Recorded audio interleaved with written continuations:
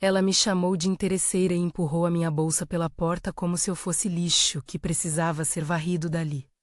Senti a voz dela atravessar a sala menos alta, seca, como um vidro batendo na parede, e vi os rostos da família se curvarem para o lado. A taça no meu prato tremeu, um silêncio pesado preencheu o ar. E, por um segundo, eu me vi pequena, menor do que imaginava possível. Você sempre soube o que quer, disse ela, apontando cada sílaba como se me decifrasse, mas nunca soube merecer nada. Meu marido, ali na cozinha, ficou imóvel. Não porque não tivesse vontade de falar, mas porque era mais fácil ficar mudo quando a mãe controlava o clima. Eu estava sentada na ponta da mesa, com o vestido que ele gostava. A maquiagem que levava 15 minutos para ficar discreta e a calma ensaiada que aprendi para encontros assim. A humilhação não pegou de surpresa, menos eu já a conhecia de outras ocasiões, só que raramente tão pública, tão feroz. Ainda assim, a intensidade me derrubou de uma forma nova. Ela empurrou a bolsa para fora com o pé e fez um gesto com a mão. Vai, não quero mais ver essa sua cara por aqui. As pessoas observaram. Algumas evitaram olhar, outras deram para com o espetáculo, alguns sussurraram. Meu mundo, naquele instante, ficou reduzido ao som do couro raspando no chão e da porta se fechando. Saí com as mãos vazias, embora minha cabeça estivesse cheia de coisas que ninguém via. O casaco agarrou meu braço como se quisesse proteger algo. Na calçada, a noite estava morna, e eu podia sentir o cheiro da comida que ainda repousava na sala. Um odor de risoto e elogios vazios que havia pouco compunha a tal festa. As luzes da cidade piscavam indiferentes ao meu orgulho quebrado. Prometi a mim mesma, naquele momento frio, que aquilo não me definira. Ainda não sabia como, nem quando, mas fiz uma promessa como quem planta uma semente em solo duro e soprou palavras de água sobre ela. Se você quer saber como uma ofensa virou oportunidade, fica comigo. Voltando para o apartamento de solteira que eu alugava nos primeiros meses do casamento. As lembranças vieram embaladas em cheiros. O perfume dela, menos amadeirado e caro, se misturava com o cheiro de café e detergente da minha cozinha minúscula. Pensei nas noites em que, com o marido trabalhando até tarde, eu jantava sozinha. Licenciada por sonhos que pareciam crescer mais quando ninguém os via. O casamento parecia, para todo mundo, um avanço.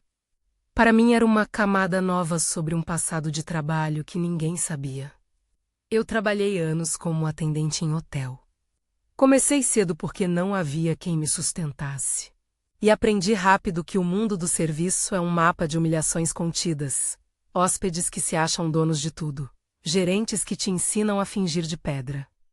Colegas que choram no banheiro. Mas foi ali, entre cafeteiras e reservas de última hora, que aprendi o que ninguém me daria menos: uma língua extra, um nome novo. Aprendi inglês enquanto recolhia pratos. Não foi por um curso caríssimo. Foi no ouvido de executivos, no sotaque dos turistas que elogiavam o brigadeiro da recepção, observando como pediam, com poucas palavras, exatidão. Aprendi a ouvir e a repetir.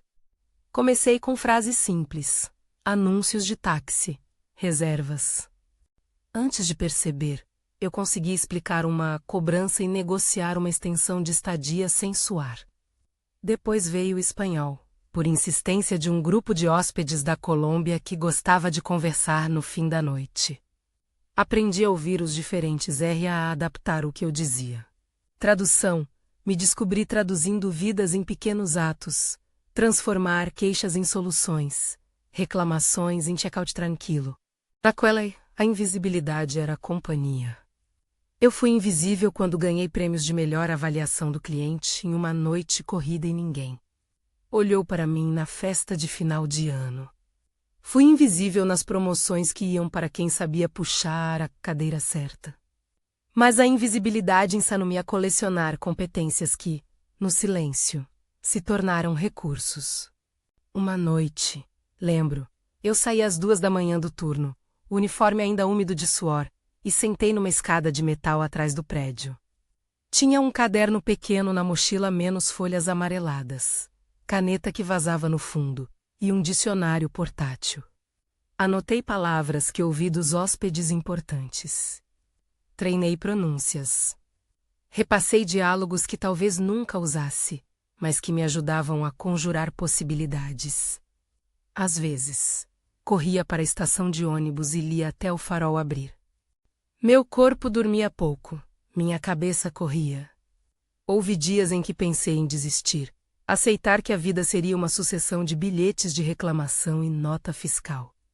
Mas havia algo teimoso em mim. Uma disciplina que vinha de casa, de ver minha mãe juntar trocados, de promessas silenciosas. A paciência não era resignação, era preparação. Quando nos casamos, achei que o jogo mudaria. Confundi afeto com garantia. Tentei mostrar quem eu era aos poucos. Com sutilezas menos cozinhei. Fiz pequenas decorações nas festas. Aprendi a falar nomes dos convidados com naturalidade. Mas dentro daquela família, a posição social é uma língua que se fala com etiquetas e bilhetes. A mãe dele, Marisa Menos, tinha maneiras que cortavam como tesouras. E eu, por mais que tentasse, era uma pessoa costumeira demais, barulhenta demais, querendo demais. Voltar àquela noite me fez lembrar do primeiro beijo de desprezo que ela deu, anos atrás, quando visitei pela primeira vez com uma blusa comprada na promoção. Você acha que pode entrar aqui com essas roupas? Sussurrou para o filho, como se eu não pudesse ouvir. Eu ouvi, guardei, aprendi a não responder. A não confrontar.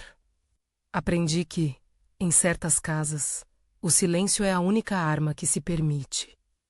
Na manhã seguinte, quando voltei ao meu apartamento de solteira menos, porque depois da expulsão eu não tinha para onde ir menos, abri a bolsa e tirei o celular com dedos que tremiam, mensagens, algumas vazias, outras com pedidos. Não havia uma desculpa da mãe dele, nem do marido. Havia evasivas e um precisamos conversar. Eu deixei o telefone na mesa. Podia responder com raiva ou com pressa. Escolhi um outro caminho, respirar e planejar. Procurei emprego naquela semana como quem procura uma saída de incêndio. Mandei currículos, atualizei perfis, reativei contatos antigos. Procurei vagas que pedissem exatamente o que eu sabia: atendimento bilíngue, coordenação de eventos, apoio a visitantes internacionais. Não era o plano mirabolante de quem quer ficar rico de uma hora para outra. Era o plano de quem sabia que competência bem colocada abria portas que insultos fechavam. Nunca fui de grandes discursos sobre minha capacidade. Preferi mostrar. Fiz processos seletivos que pareciam pequenos para outros, mas que, para mim, eram palcos. Em uma entrevista, lembro de uma diretora que me olhou desconfiada quando falei de tradução simultânea de um evento. Você já fez isso? Ela perguntou. Não profissionalmente, respondi. Mas traduzi reuniões de hóspedes no hotel, negociei cancelamentos com estrangeiros e medi conflitos com fornecedores que falavam outro idioma. Era honestidade, casada com fé no que eu fizera. Ela riu da minha simplicidade e me chamou para um teste não remunerado num workshop de fim de semana. Aceitei.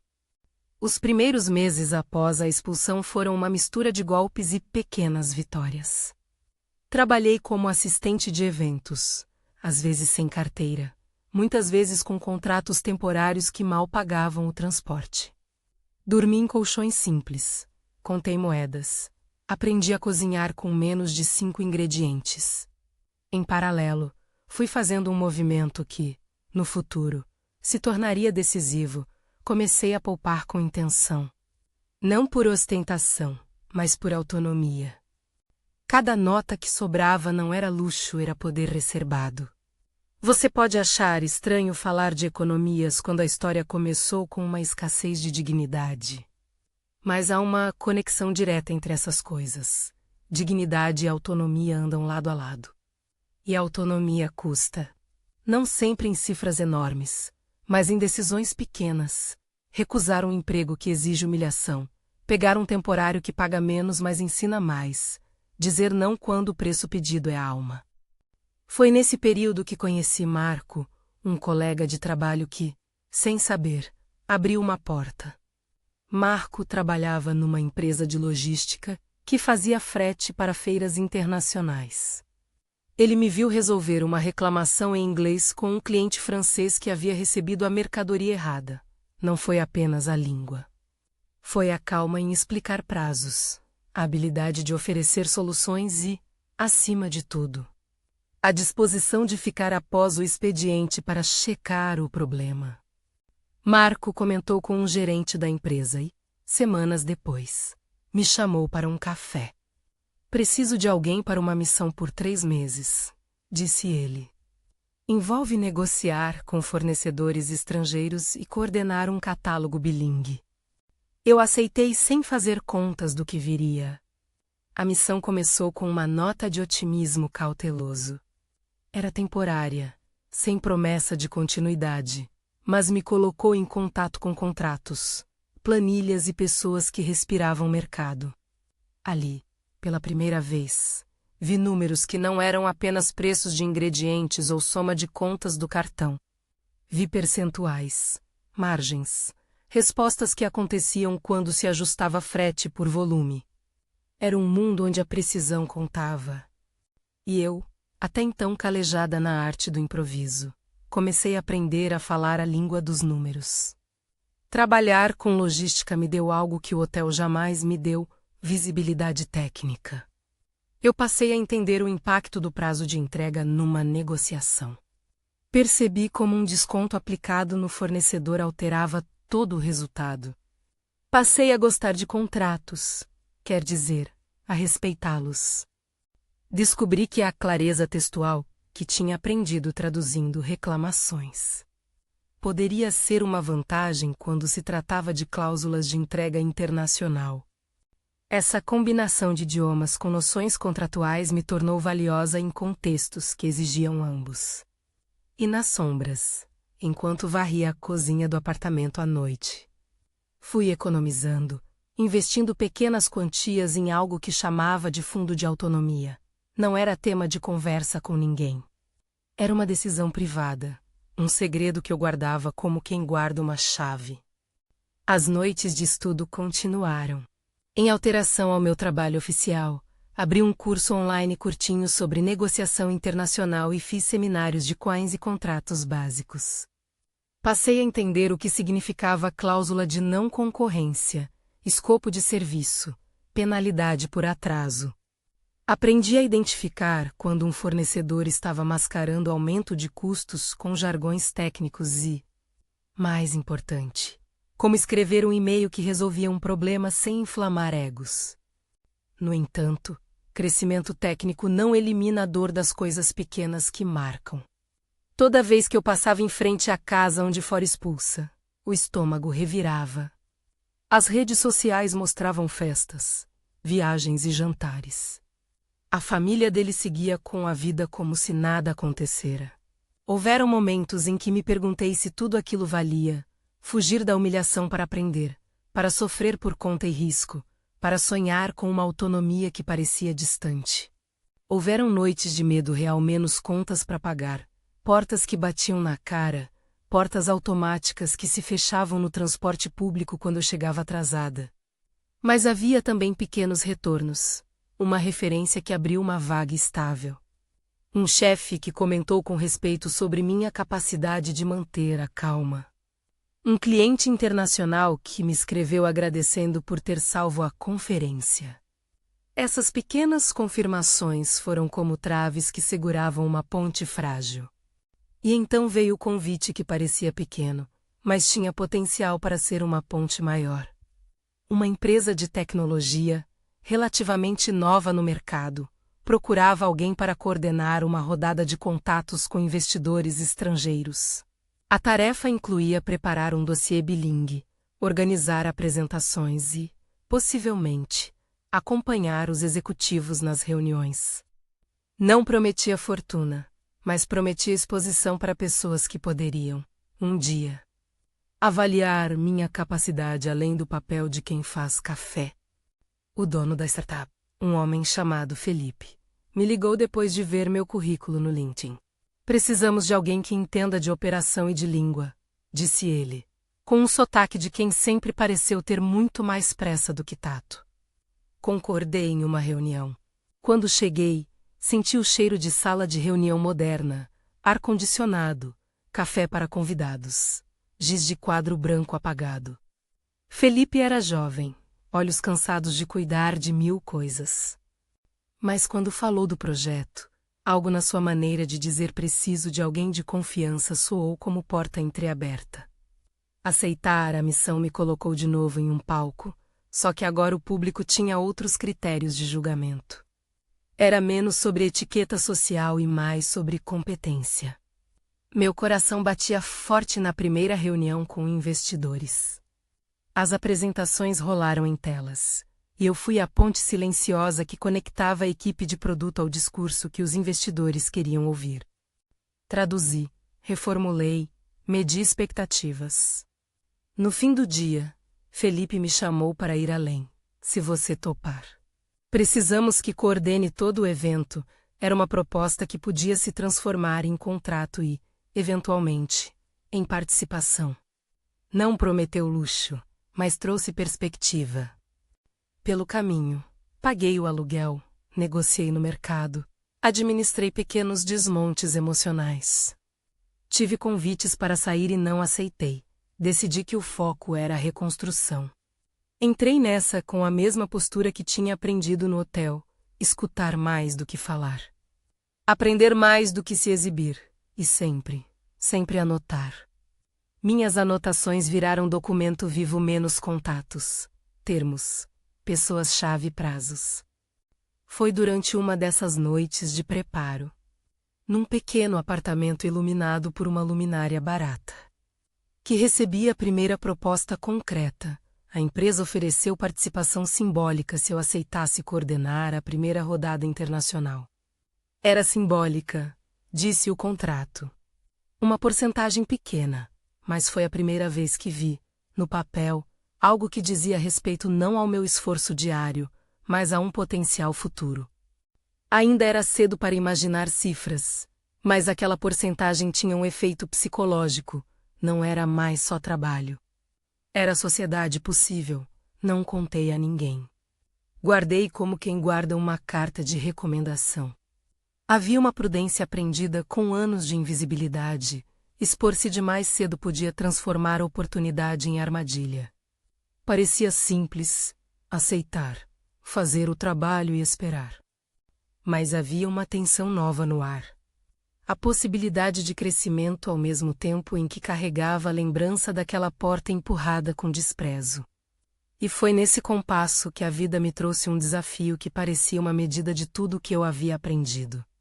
Uma reunião com investidores importantes marcada para a semana seguinte, com a sogra talvez presente por coincidência ligada a um evento da família. Eu me peguei criando estratégias não para xingá-la, mas para me manter íntegra. A vingança que eu não queria era do tipo que suja. Preferia uma vitória que limpasse.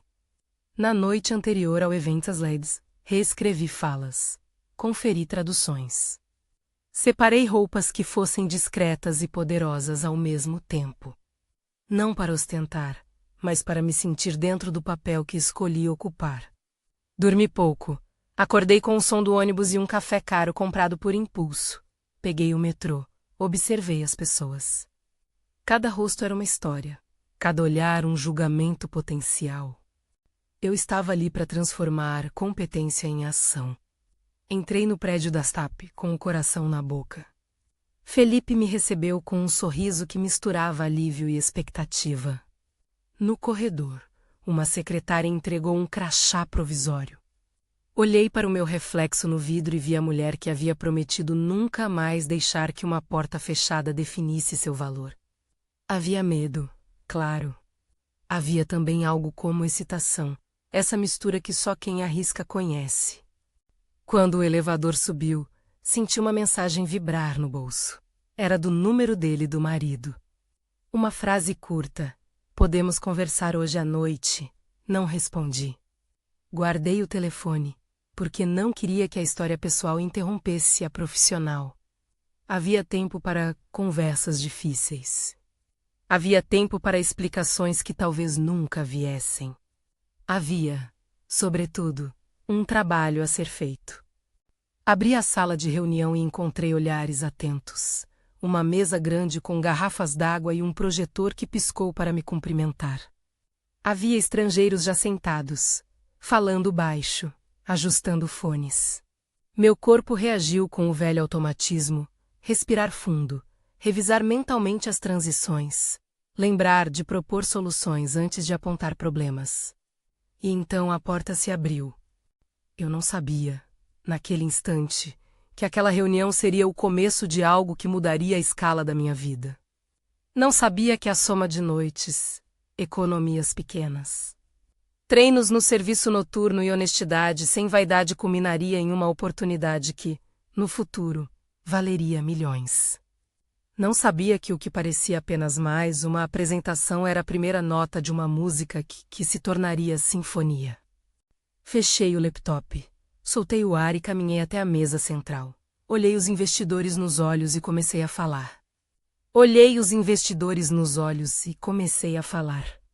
A princípio foi só uma voz tranquila preenchendo uma sala grande. Expliquei o produto. Traduzi termos técnicos para quem não falava a língua das planilhas e dei exemplos simples do impacto no cliente final. Não inventei números, não enfeitei promessas. Usei o que tinha. Clareza, precisão e a calma das noites em que trocava refrões com hóspedes difíceis. Quando um executivo europeu levantou a sobrancelha e perguntou sobre riscos regulatórios, eu não desviou o olhar. Eu abri o dossiê, mostrei cláusulas, propus mitigação e falei de prazos realistas. A sala, que até então parecia uma sala que julgava, transei num espaço onde o que eu dizia fazia sentido. Ao final da apresentação, um dos investidores fez uma piada que só um pouco aliviou as tensões. Senti um ligeiro sorriso subir no meu rosto. Não era a vitória definitiva, mas era o primeiro aceno de validação naquele circuito que, até então, me vira apenas como a moça que resolve as coisas discretamente. Felipe me chamou para conversar na esquina da sala, longe dos estrangeiros, e disse: "Você tem algo que não é comum. Quer coordenar todo o processo?" Eu aceitei pensando no mesmo que há meses, uma porta aberta. Os meses que se seguiram foram uma sequência de trabalhos que dobravam minha curva de aprendizado. Coordinate Road, negociei contratos com advogados estrangeiros. Escrevi e-mails que precisavam de tradução sem perder o tom. Viajei, me perdi em aeroportos e redescobri o cansaço. Às vezes o corpo doía de tanto andar, outras vezes a mente queimava de preocupação. Mas havia algo de elétrico em estar no centro das decisões, em pegar uma crise na mão e desmanchá-la em etapas. E, à medida que fui ganhando responsabilidades, Felipe me chamou para uma conversa mais séria. "Queremos te oferecer participação", disse ele. "Não é muito, mas é nossa forma de dizer que você é parte do que construímos." Lembro até hoje da sensação ao ler o contrato pela primeira vez. Palavras que eu aprendera a lidar no papel, cláusula vestingf. Agora escreviam um futuro. Expliquei com honestidade o que eu entendia e o que ainda precisava aprender. Felipe sorriu e disse que ninguém esperava a perfeição. Esperavam trabalho e lealdade. Assinei, era uma porcentagem pequena. Sujeita a um cronograma de aquisição de direitos, mas era um começo formal. Guardei a cópia numa pasta com etiqueta, futuro. Era o tipo de coisa que, anos antes, eu teria pensado ser impossível. Houveram crises. Em uma semana, o servidor da plataforma caiu durante uma demo para um grande cliente asiático. O time de produto entrou em pânico. Os investidores pediram explicações. Clientes mandaram e-mails exigindo soluções. Eu havia aprendido a não entrar em pânico. Respirei, chamei tradutores, redigi um comunicado honesto em 3 línguas e pedi desculpas com transparência. Organizei uma sala com toda a equipe técnica, mediou comunicações com investidores e garantiu um plano de compensação para os clientes afetados. A situação se resolveu em dias, não em horas, mas a forma como nos posicionamos salvou relações. Aquela semana me fez entender que liderança é muitas vezes exaustão mascarada de método. Foi também a semana em que Felipe me ligou às 3 da manhã. Você puxou isso. Não sei como agradecer. Eu não queria agradecimentos pessoais. Queria solidez para a empresa e para mim. Com o tempo, aquela participação simbólica ganhou contornos mais palpáveis. A empresa fechou uma rodada de investimento maior do que imaginávamos. Com a injeção de capital, abriu-se a possibilidade de reavaliar o capital social, oferecer planos de equities mais amplos e permitir que colaboradores comprassem parte das ações por meio de um programa interno. Eu juntei parte das economias, aquelas pequenas notas que eu vinha guardando com disciplina, e decidi investir em mim. Fiz o cálculo, era arriscado, claro, mas não era irracional. Conversamos com nossa advogada, fiz as contas do imposto e assinei mais um documento. De tempos em tempos, eu me pegava olhando para o extrato e pensando em como aquelas linhas num papel condensavam noites e escolhas. Houve também perdões que não eram fáceis. Meu marido reapareceu mais de uma vez, com conversas de reconciliação que tinham cheiro de medo do futuro sem mim, e eu precisei escolher com firmeza. Em uma visita rápida ao apartamento, ele tentou me convencer de que tudo foi um malentendido, que a mãe dele exagera, que eu deveria perdoar e esquecer. Escutei, agradeci pela lembrança de momentos bons, mas deixei claro que tolerar humilhação não estava mais no meu plano. Falei de limites, falei de autonomia, e disse que procuraríamos terapia juntos se ele levasse a sério a reconstrução. Ele saiu com a cara de quem ainda procurava o tom da própria coragem. Não tivemos uma grande briga, menos apenas um silêncio objetivo. Eu não precisava de tribunal para minhas decisões. Precisava de consistência. Enquanto a empresa crescia, eu me inscrevia em cursos de finanças corporativas, lia contratos antigos para entender o que havia assinado e perguntava sem vergonha quando não sabia algo. A humildade de admitir uma lacuna virou uma vantagem. As pessoas respeitam honestidade quando ela vem acompanhada de trabalho. Aprendi a negociar não só prazos de entrega, mas também termos de vesting, cláusulas de saída e proteção para funcionários. A cada rodada de investimento, a empresa se reavaliava e minha participação.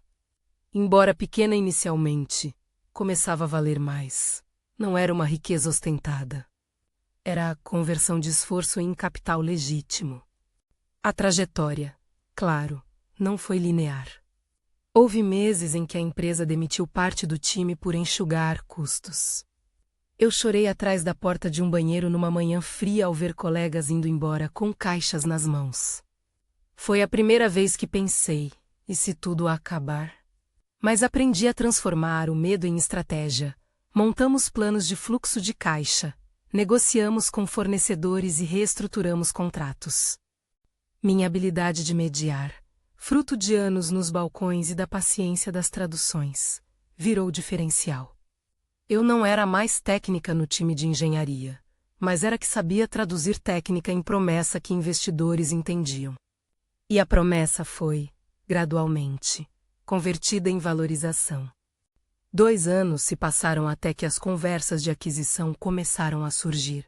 Uma multinacional do setor enxergou em nossa tecnologia um complemento estratégico e ofereceu comprar a empresa. Os números eram altos. Em uma reunião que durou horas, discutimos valuation, earn-out e cláusulas de retenção. Eu lia tudo com atenção cada vez maior, quando falaram de due diligence. Lembrei dos meus velhos cadernos, das palavras colhidas nos corredores de hotéis, e sorri ao perceber que eu, de fato, vivia aquele processo. Havia advogados e planilhas, termos técnicos que eu ainda traduzia para mim mesma em pensamentos. Mas havia também a estranha certeza de que aquele era o momento de colher. A proposta formal veio por e-mail, a empresa seria adquirida por um valor que multiplicava nosso valuation anos antes. O conselho discutiu e aprovou a venda. Felipe me chamou no corredor, pegou minha mão e disse algo simples. Você estava aqui desde o começo, a lembrança daquela bolsa empurrada pela porta. Do rosto da sogra e das noites na escada, apareceram de repente como uma sombra que passou. Eu senti a boca ficar seca, mais controlada. Sabia o que aquilo significava, legalmente. Minha participação seria convertida em valor monetário após a finalização da venda, sujeita a taxas e acordos. Não era garantia de felicidade, era instrumento de autonomia. O fechamento aconteceu num dia ensolarado de quinta-feira. Havia representantes da multinacional, nossa equipe jurídica e, para minha surpresa, alguns antigos colegas do tempo de hotel que foram convidados para assistir ao fechamento como um gesto de reconhecimento da história da empresa. Assinei documentos, recebi orientações sobre a contabilização do pagamento e comecei a entender o montante final líquido. As somas apareceram em planilhas, depois em contratos, e finalmente transem um número que eu guardo até hoje na memória. Com a estranheza de quem lê nomes próprios num bilhete de loteria, 30 milhões de reais. 30 milhões de reais. Não havia glamour na cifra, só papéis e cheques eletrônicos passando por contas e advogados explicando tributação. Paguei impostos, consultei um contador sério. E fiz escolhas racionais sobre parte do montante, quitar dívidas. Reservar capital para investimentos prudentes. Montar uma reserva de segurança e manter parte para projetos que sempre quis tocar. Não foi uma explosão de compras. Não comprei bolsas caríssimas ou jatos particulares. Comprei independência. Paguei meu apartamento. Paguei ao meu pai um pequeno terreno que ele dizia sempre ter vontade de arrumar. Fundei uma pequena bolsa para a formação de mulheres em negociação e logística menos algo direto, sem fanfarra, que destinava recursos para cursos e mentorias. Empreguei uma advogada para formalizar tudo com cuidado. Parte do dinheiro foi investida em negócios que eu entendi em um fundo de baixo risco. Tudo documentado, fiscalizado, sem segredos, a origem era lícita. A transformação era fruto de trabalho. E então veio o encontro. A vida, por ironia ou acaso, colocou um jantar de família no calendário no mês seguinte à venda. Minha sogra, que um dia me empurrou a bolsa, convidou para uma celebração com a desculpa de assuntos da família. Eu aceitei. Compareci não para ostentar, mas porque algo dentro de mim queria sentir o calor das raízes, mesmo sabendo o que havia acontecido. Vesti algo simples, não para esconder, mas para mostrar que a mudança não me tornara outra pessoa. Havia uma estranheza perceptível quando entrei. Olhares se moveram, como aves surpreendidas com uma presença inesperada. Durante a sobremesa, quando o vinho corria abaixo e a conversa tocava em lembranças familiares.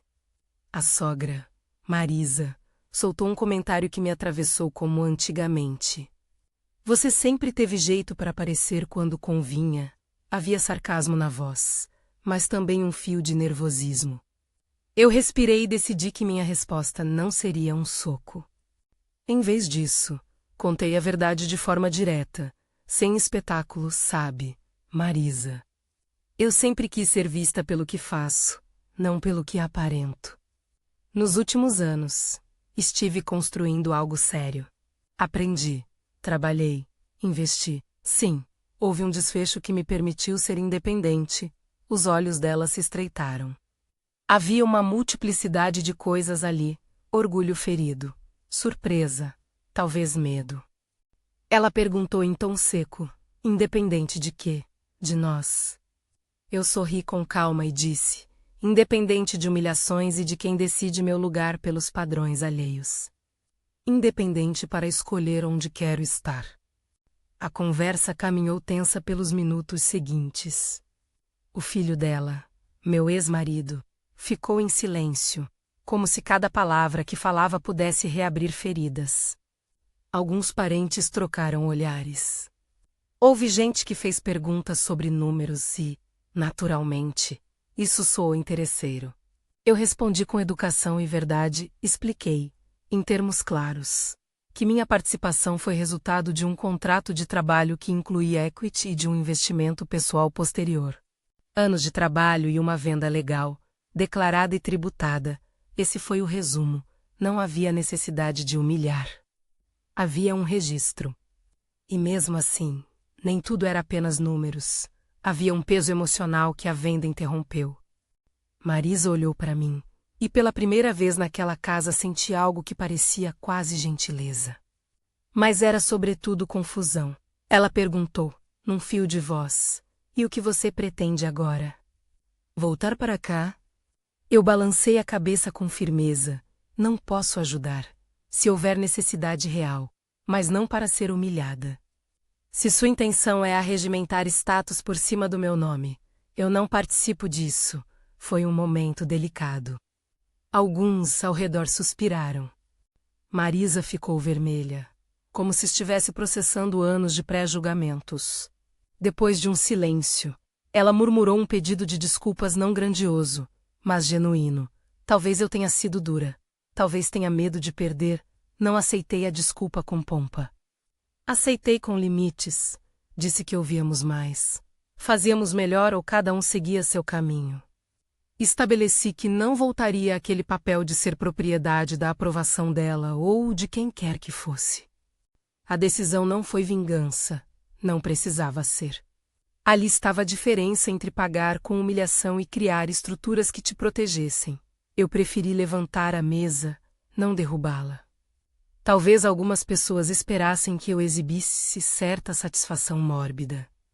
Eu senti apenas alívio, o tipo que se sente quando uma pedra que carregamos por muito tempo finalmente rola e se quebra.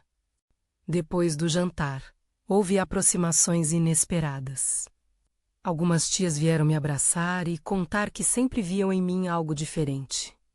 Outros perguntaram como poderiam estudar mais.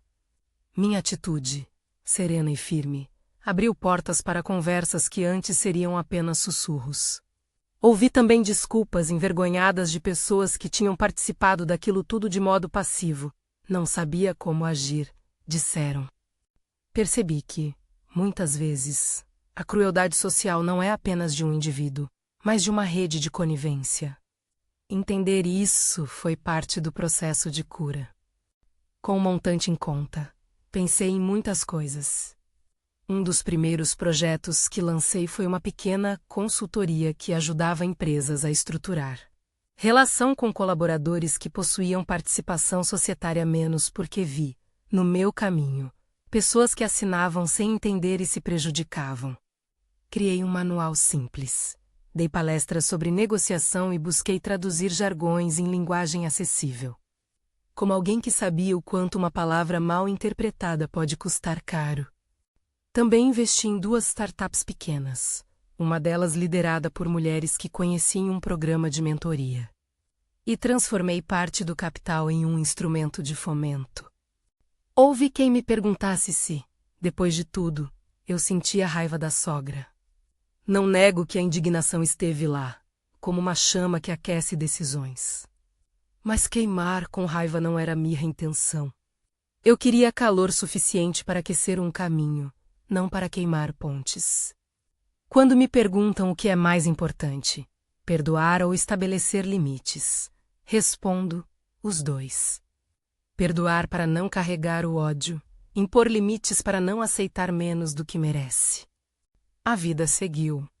A cada reunião com investidores e a cada evento que eu coordenava, eu via a distância que havia percorrido desde a noite em que a bolsa foi empurrada. Havia ainda inseguranças íntimas, claro. Às vezes eu olhava no espelho e lembrava de si mesma naquele corpo jovem que tentava entender o mundo. Outras vezes eu sentia medo ao pensar no futuro. E se novos erros acontecem? Mas o que eu aprendi é que o medo deve ser ouvido e não obedecido. Fui construindo uma rotina de pequenos exercícios, revisar contratos, ler relatórios, perguntar quando não sabia e manter uma rede de gente competente ao meu lado. Também busquei reparação simbólica. Convidamos alguns antigos colegas de hotel para workshops e depoimentos, e estas ações abriram laços. Em mais de uma ocasião, vi olhos brilhando em mulheres que receberam bolsas para cursos de idiomas ou logística. Ajudei pessoas a entender que investir em si mesmas é mais poderoso do que esperar um reconhecimento externo. Não foi só dinheiro, foi traduzir a própria experiência em oportunidades. Houve reconciliações difíceis e outras que nunca vieram. Meu ex-marido, eventualmente, começou a participar ativamente de um processo terapêutico. Conversamos algumas vezes sobre respeito e sobre futuro, mas entendemos que nossas trajetórias não caminhavam necessariamente juntas. A mãe dele, Marisa, e eu tivemos conversas esparsas, que variavam entre cordialidade e tensão. Em um jantar subsequente, ela me perguntou, quase sem jeito, se eu perdoava o passado. Respondi que perdoar não era apagar, mas aprender. Acredito que guardar a memória é uma forma de não repetir erros. O que me surpreendeu, talvez, foi perceber que a cifra de 30 milhões não mudou minha necessidade de pertencimento. Mudou a minha capacidade de escolher onde estar e com quem caminhar. A segurança financeira me deu um colchão para recusar convites que exigiam minha alma como pagamento. Me permitiu dizer não com elegância. Abriu portas que antes eu nem sabia que poderia atravessar. E, ao mesmo tempo, trouxe responsabilidades. Gerir capital é diferente de tilo por impulso. É um compromisso com a estabilidade e com as pessoas que confiam em você. Com o tempo, a consultoria cresceu. Contratei uma equipe pequena, com pessoas que me inspiravam e que, muitas vezes, vinham das mesmas origens que eu. Criamos projetos que ajudaram outras mulheres a negociar participações justas em startup, a compreender cláusulas que antes intimidavam. Fui convidada para palestrar em faculdades e em grupos de empreendedoras. Em cada evento, relato a história simples de invisibilidade à participação, de humilhação à autonomia. E sempre faço questão de dizer que a essência não foi a cifra em si, mas a execução sistemática de escolhas, estudar, juntar, investir, negociar. A cifra foi resultado, não método. Nunca escrevi um livro sobre isso. Prefiro sentar com alguém e conversar. Prefiro escutar relatos também menos pessoas que me dizem que evitavam falar com sogra por medo, ou que guardam humilhações em silêncio. Isso me lembra o sentido de tudo, transformar dor em escada. Há mulheres que me procuram e me pedem ajuda para entender contratos. Eu lhes empresto não só meu conhecimento técnico, mas também a coragem de pedir respeito. Quando olho para trás, vejo detalhes que paradoxalmente me acalmaram, as sombras nas escadas, o cheiro de café, a ponta da caneta que vazava no caderno, menos coisas pequenas que alimentaram uma construção lenta. Não foi sorte, não foi golpe de mestre. Foi acumulação de competências que ninguém via porque não fitavam o balcão com olhos atentos. A vida me deu 30 milhões, mas me deu antes as noites de estudo e a paciência para aceitar pequenos passos. Será que eu mudei como pessoa? Sim e não. Mudei porque agora posso escolher, planejar e impactar de forma mais ampla. Não mudei no sentido de valores. Prefiro o rigor, prefiro a verdade, prefiro o trabalho bem feito. Se me convidarem para um jantar em que a única intenção é me usar, eu recuso. Se me pedirem conselho, eu dou sem esperar nada em troca. Porque o que aprendi é que dignidade não se compra, se exerce. Certa vez, ao visitar meu pai, encontrei meu velho caderno da escada. Folheei e reli frases rabiscadas em letra miúda. Ouvir mais. Falar exatamente. Perguntar quando não entende. Ri sozinha. Nem todas as noites valeram a pena de imediato, mas, ao acumulá-las, construíram algo maior. E isso, mais do que o número que agora me acompanha, é o que realmente importa. Hoje, quando me pedem para resumir minha história em uma única lição, eu digo Prepare-se enquanto ninguém está vendo. Muitos confundem silêncio com resignação. O meu silêncio foi preparação. Não comprei o silêncio alheio com dinheiro. Comprei autonomia com trabalho. E a autonomia, quando bem empregada, permite escolher entre o perdão e a firmeza, entre ajudar com limites e ceder com ruína. Volto ao sofá do meu apartamento, agora um lugar decorado com fotos sobre as de viagens que fiz por trabalho e com um quadro que ganhei de uma amiga. Com uma frase que traduz bem meu novo compasso: valor não se revela pelo que se tem, mas pelo que se faz com o que tem. Às vezes me pego pensando na mãe do meu ex-marido. Em muitos dias eu sinto compaixão. Em outros, uma lembrança firme de que não volto para a cadeira em que me sentaram para ser menor. Não desejo que ninguém passe pelo que passei. Mas sei que a vida é feita de provações que, se encaradas com trabalho, se transformam em instrumentos de liberdade. Antes de encerrar, quero dizer algo para você que talvez esteja ouvindo e que também já sentiu a porta sendo fechada em sua cara. Não permita que um episódio defina sua estrada. Plantar uma semente não garante colheita instantânea, mas garante possibilidade. Se eu pudesse voltar no tempo, diria a mim mesma para seguir guardando o pequeno, para não aceitar humilhação e para investir em conhecimento. Não é fórmula mágica. É insistência com direção. E, por fim, um pedido simples. Se essa história te tocou, compartilhe com alguém que precisa ouvir que lugar não define valor. Talvez um amigo, talvez uma mãe, talvez alguém que precisa entender que dignidade e autonomia andam juntas. Se você estiver passando por algo parecido, saiba que não precisa carregar tudo sozinho, menos busque ajuda. Informe-se, prepare-se. A cifra de 30 milhões está ali, num extrato bancário que aparece e some para o mundo. Mas o que permaneceu foi a convicção de que eu sou muito mais que um adjetivo lançado numa mesa de jantar. Sou feita de escolhas, de noites de estudo e de limites bem postos. E se, um dia, alguém me chamar de interesseira de novo, responderei com a mesma calma que me trouxe até aqui: meu interesse é viver com dignidade.